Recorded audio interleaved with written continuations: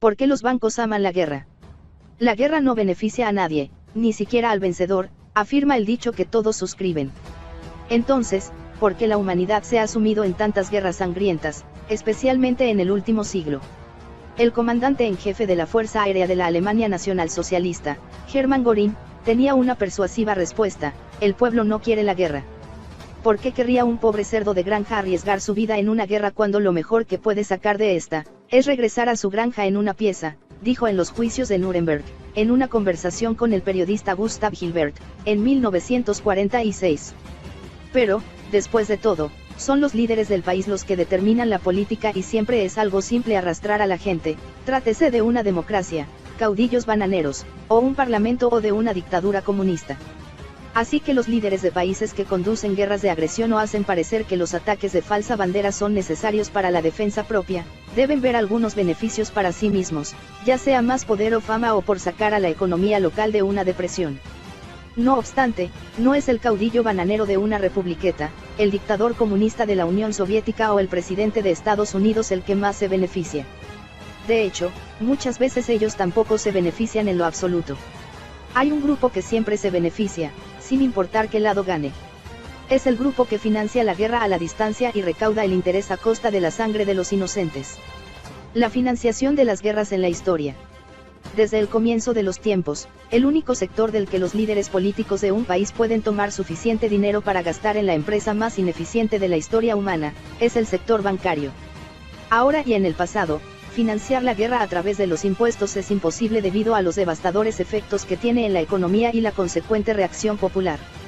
Antes del avenimiento de la banca y el crédito moderno, los reyes necesitaban tomar oro prestado de los orfebres y de la nobleza para equipar sus ejércitos.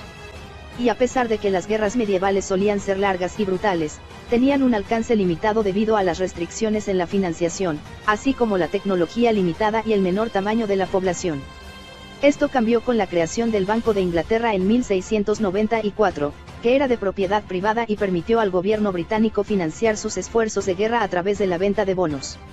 El Banco Central había existido por apenas 7 años antes de que el nuevo siglo diera su puntapié inicial con la Guerra de Sucesión Española en 1701. Los propietarios del Banco de Inglaterra y cientos de instituciones financieras luego de él descubrieron que había un límite para los préstamos a empresas productivas que economizan en capital humano y físico. Debido a que la guerra destruye a ambos, su demanda de préstamos y con ello, el potencial de rentas de los bancos, es ilimitado. La Casa de Rothschild. No obstante, pasaron alrededor de 100 años hasta que la financiación de la guerra a través de bancos privados fuera llevada a la perfección por la familia Rothschild. El patriarca de la dinastía bancaria, Mayer Amschel Rothschild, fundó el primer banco en Frankfurt, Alemania, en los años 1760, y luego sus hijos expandieron las operaciones a París, Londres, Viena y Nápoles. A través de su red bancaria, la familia hizo su primera fortuna durante las guerras napoleónicas especulando con dinero del príncipe alemán Guillermo de Hesse-Kassel. Se suponía que los Rothschilds lo invertirían en bonos del gobierno británico, pero en cambio lo utilizaron para comerciar materiales de guerra. Luego devolvieron el dinero con el interés que podrían haber ganado de haberlo invertirlo en bonos del gobierno británico, tomando la renta superávit y así violando su deber fiduciario. No obstante, la familia también ayudó y ganó dinero al contrabandear oro a España a través de Francia para financiar las expediciones del duque de Wellington en contra de Napoleón, y ofreció préstamos directos al gobierno británico. Algunos historiadores entonces afirmaron que los Rothschild estaban involucrados en el primer gran episodio de bancos financiando ambos lados de una guerra, cuando, según Robert M. Nair Wilson, autor de Promesa de Pago, los bancos en Londres dieron a Napoleón 5 millones de libras para darle una segunda oportunidad en Waterloo. Incluso a pesar de que las probabilidades de que ganara Napoleón eran bajas, históricamente la nación derrotada tendría que cumplir con sus deudas a las financieras internacionales, como ocurrió luego con Alemania después de la Primera Guerra y en Segunda Guerra Mundial buscarían someter a Alemania a la deuda. Las financieras siempre ganan. Ya sea que los Rothschild hayan quebrado el mercado de bonos del gobierno británico luego de que recibieran la noticia por anticipado de la victoria de Wellington en Waterloo en 1815 para comprar todos los bonos a bajo costo, o que simplemente los compraran todos debido a la victoria, es algo que sigue en discusión. Sin embargo, la mayoría de los historiadores está de acuerdo en que la familia Rothschild, debido a sus transacciones durante la guerra, se convirtió en la dinastía más rica del siglo XIX, y muchos estimativos aún la colocan entre las más destacadas familias ricas de la actualidad. Y a pesar de que otros nombres son más populares en las finanzas internacionales del siglo XXI, es una mera coincidencia que el periódico The Economist, propiedad de los Rothschild, siempre está a favor de la guerra por sobre las soluciones pacíficas, sea en Afganistán, Irak, Libia o Siria. Participación de Estados Unidos. Luego de que los bancos británicos y otros bancos europeos dominaran la financiación en la mayoría de las guerras del siglo XIX, incluida la Guerra de Secesión, los bancos estadounidenses devolvieron el favor en el siglo XX. John Moody escribió sobre la Primera Guerra Mundial en Los Maestros del Capital: no solo Inglaterra y Francia pagaron sus suministros con dinero provisto por Wall Street, sino que hicieron sus compras a través del mismo medio. Inevitablemente, la casa de J.P. Morgan fue seleccionada para esta importante tarea. Así, la guerra había dado a Wall Street un rol completamente nuevo. Hasta el momento había sido exclusivamente el cuartel de financiación, pero, ahora se convirtió en el mercado industrial más grande que el mundo había conocido. Además de vender bonos y acciones, financiar vías férreas y realizar otras tareas propias de un gran centro bancario, Wall Street comenzó a comerciar proyectiles, cañones, submarinos, mantas, ropas, zapatos, carne enlatada, trigo y miles de otros artículos necesarios para la realización de una gran guerra. Algunos historiadores, como Robert Ferrell en su libro Woodrow Wilson y la Primera Guerra Mundial, incluso acusan al presidente Woodrow Wilson de entrar a la Primera Guerra Mundial para proteger a los bancos estadounidenses de la pérdida de préstamos, en caso de que sus clientes Francia e Inglaterra perdieran la guerra.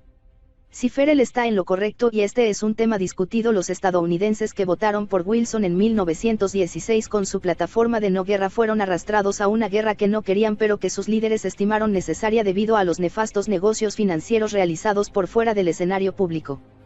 Fue, por supuesto, el pueblo de Estados Unidos y no sus presidentes el que pagó por esta y por otras guerras, no solo con su sangre sino con impuestos e inflación más altos, a fin de pagar por la deuda gubernamental agregada luego de que terminara la guerra.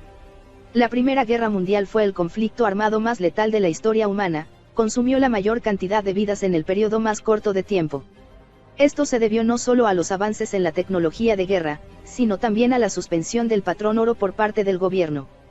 Por lo tanto, los gobiernos podrían tomar prestadas cantidades casi ilimitadas para consumir el capital y el pueblo de sus naciones. Y a pesar de que el líder de la Alemania en guerra, Guillermo II, tuvo que abdicar, las financieras alemanas, así como las financieras internacionales que habían apoyado a Alemania, quedaron indemnes, dado que el pueblo alemán tuvo que cumplir con la deuda de guerra mediante indemnizaciones e hiperinflación. Propaganda en los medios de comunicación. En Estados Unidos, de forma similar a The Economist y otros medios de comunicación que actualmente hacen propaganda a la guerra, los periódicos eran instrumentos de los políticos y de las financieras para influenciar la opinión popular hacia la Primera Guerra Mundial, al menos según los comentarios de un observador en el registro congresal.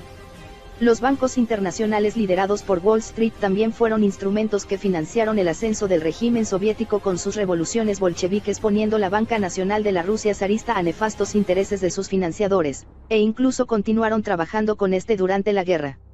La cima del sistema era el Banco de Pagos Internacionales, BPI, en Basilea, Suiza.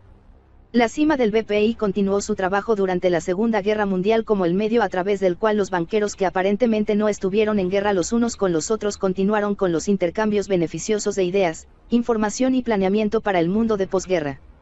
Financiaciones similares, así como la transferencia ilegal de tecnología, también ocurrieron durante la Guerra Fría con la Unión Soviética.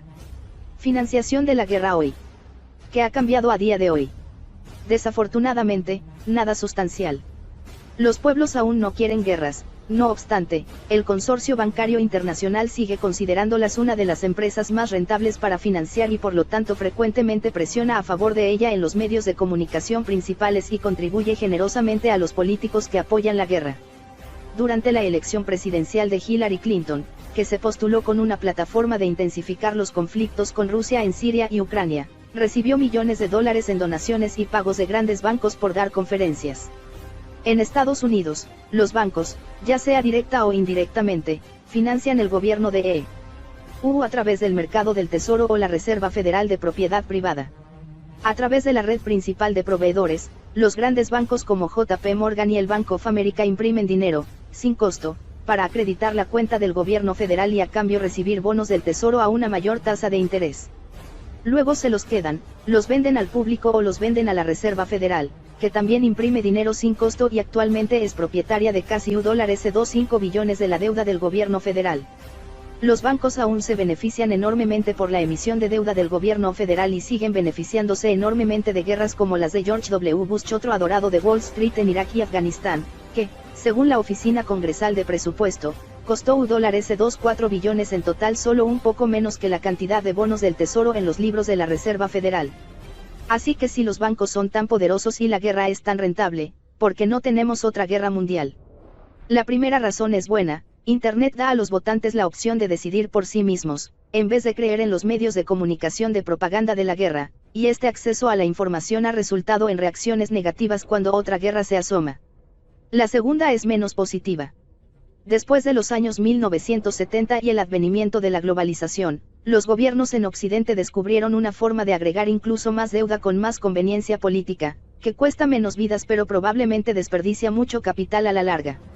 Esta máquina es llamada la guerra a la pobreza, y los bancos también están financiándola con gusto. ¿Por qué los banqueros odian la paz? Todas las guerras son guerras de los banqueros. Porque la paz no favorece sus negocios.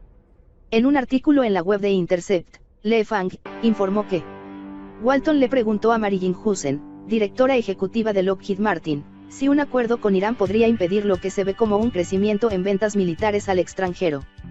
Husen respondió que las ventas en realidad no están subiendo, pero subrayó que mucha volatilidad y mucha inestabilidad tanto en la región de Asia-Pacífico como en Oriente Medio significan que ambas son áreas de crecimiento de negocio para Lockheed Martin. Como vemos, lo dicen claramente y sin ninguna vergüenza, mayor volatilidad e inestabilidad, significa mayor negocio. Gente como el presidente de la Universidad de Stanford, David Starr Jordan, ya han informado que los banqueros son el verdadero poder detrás del trono, y que durante mucho siglo han hecho sus fortunas mediante la financiación de la guerra. Incluso la exdirectora ejecutiva de Goldman Sachs y jefa del grupo de análisis internacionales de Bear Stearns en Londres, Naomi Prince, sostiene que a lo largo del siglo que examiné, que comenzó con el pánico de 1907, lo que he encontrado al acceder a los archivos de cada presidente es que a través de muchos eventos y periodos, banqueros particulares estaban en constante comunicación con la Casa Blanca, no solo por temas financieros y de política económica y comercial, sino también por aspectos de la Primera Guerra Mundial, o de la Segunda Guerra Mundial o de la Guerra Fría. Su influencia era directa a la hora de definir la expansión de Estados Unidos como superpotencia mundial, estaba siendo impulsada por la expansión financiera de la comunidad bancaria. Woodrow Wilson.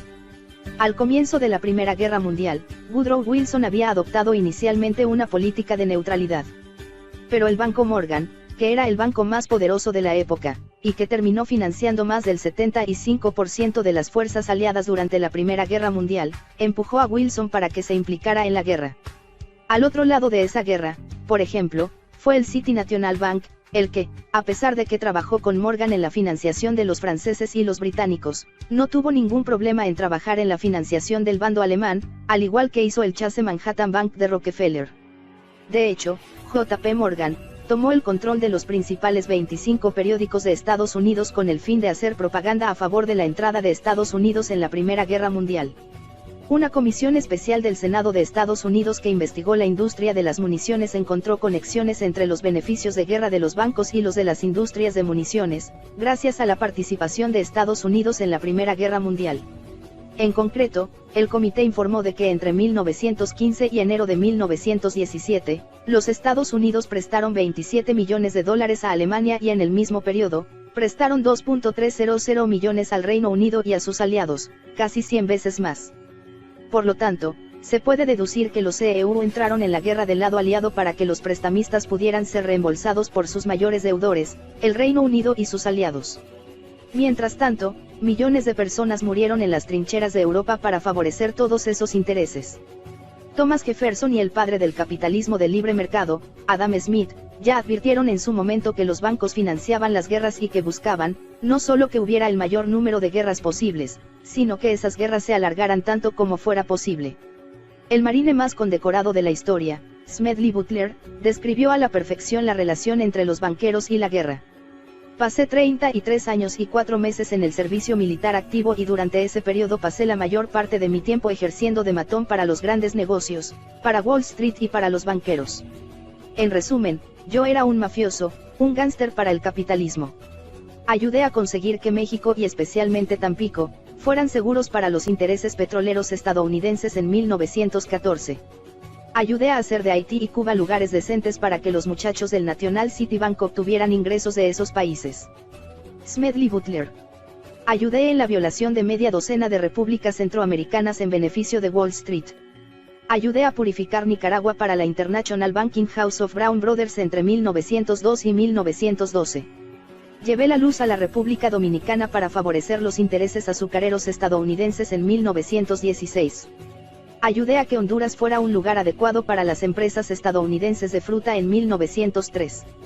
En China, en 1927 ayudé a velar porque la Standard Oil continuara con sus negocios sin ser molestada.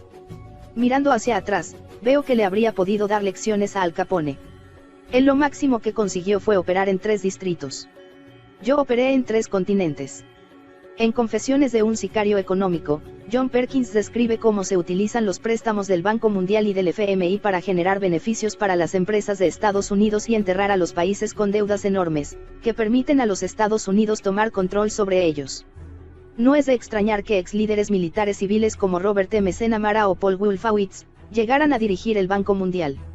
La deuda que tienen estas naciones con los bancos internacionales, asegura que están controlados por los Estados Unidos, y eso los presiona para alinearse con EU, ayudándoles en sus invasiones o guerras o permitiendo el establecimiento de bases militares estadounidenses en sus tierras.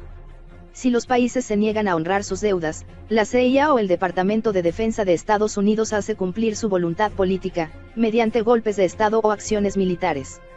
Poco a poco, más y más personas están viendo cuál es la conexión real entre los bancos y el militarismo. La guerra hace ricos a los banqueros. De hecho, las guerras son la manera más rápida para que los bancos creen más deuda y por lo tanto consigan más ganancias. Así pues, no es de extrañar que amen tanto la guerra. Prácticamente, todo el dinero se crea realmente como deuda. El gran negocio de los bancos es crear más deuda, es decir, su negocio radica en la búsqueda de más personas que quieran pedir prestadas grandes sumas de dinero y que estén endeudadas. Y la guerra es la máquina de creación de deuda más eficiente, porque para empezar, las guerras son muy caras. Por ejemplo, el Premio Nobel de Economía Joseph Stiglitz estimó en 2008 que la guerra de Irak podría costarle a EU hasta $5 billones. Un estudio realizado por el Instituto Watson de la Universidad Brown de Estudios Internacionales dice que los costos de la guerra de Irak podrían superar los $6 billones, cuando se implemente el pago de los intereses a los bancos que prestaron el dinero. Esto no es nada nuevo, ha estado ocurriendo durante miles de años. Las guerras han sido un mecanismo utilizado por los bancos y los prestamistas a lo largo de la historia para endeudar a los reyes, mandatarios y presidentes que trataban de expandir sus imperios. Además, la guerra también es beneficiosa para los bancos debido a la gran cantidad de materiales, equipos, edificios e infraestructuras que se destruye durante el conflicto. Los países se endeudan masivamente para financiar las guerras y, a continuación, encima deben pedir prestadas enormes cantidades de dinero para reconstruirlo todo.